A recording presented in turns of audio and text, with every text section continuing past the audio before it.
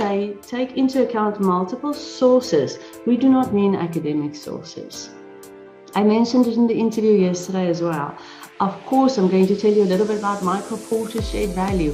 I love that theory that is being used to say that society needs to look at social challenges and look for business models to address those things. I mean, I'm forever thankful for the fact that I was exposed to that theory and I could have been able to use that all of the time. But I have also seen how other mechanisms open our minds to consider very different ways. What Steve Jobs said, in that he said, it was more important for them to look at how technology fits into the life of the customer. How does technology fit into the life of the customer? And by the life of the customer, you see a lot more of the detail of the usage. And that is when they saw, people lose their phones and then they lose their data, or somebody steals their phone and of course they lose the data as well, or they get a new phone and it's difficult to get it on, or they take a photograph on the phone but they wanted it on their MacBooks. It's that type of thing. So what do? They create the iCloud. Now, of course, no client says, you know what I think you should do?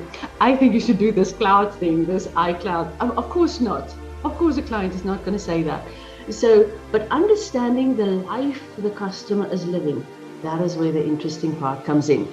So when we go into this space of market and customer intelligence, we are going through an intentional and rational thought process that focuses on the analysis of critical factors and variables that influence long-term success. And this success could be for the business, in this case now multi-choice for the challenge, your team, in that you do want to win this challenge in, or the individual in terms of your learning that you would like to contribute.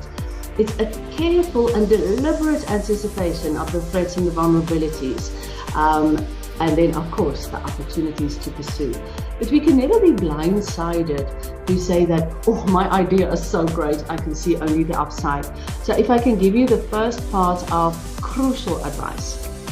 Once you have your idea formulated, spend some time tearing your idea apart. You can't be sentimental about your own ideas. The competitor will not be sentimental about your ideas. So if you can see the problem in thinking and you can get other sources of market information to strengthen your idea, the perfect idea does not exist. It does not exist. And if you can present your idea to say, this is the upside, this is the downside, this is the risks that we are willing to take, and this is how we're going to mitigate those risks. That is what we're looking for, not somebody with a whitewashed idea that says this will solve the education channels of the world.